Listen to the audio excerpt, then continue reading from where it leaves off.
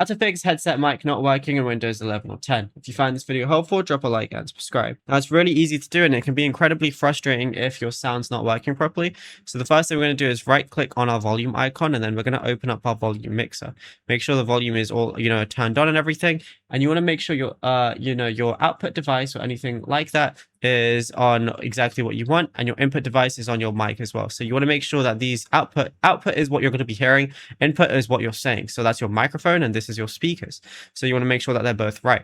Once you've gone ahead and done that, right click the volume icon again and then go to sound settings. Make sure it's they're still saved over here and everything. Also turn the volume up for both scales so that you can actually hear things.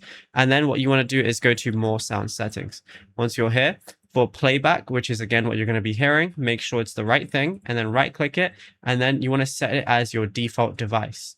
Now for your microphone, go over to whatever you want, and whenever you find your microphone, right click it and then set as default device and default communication device as well, and then you should be good to go.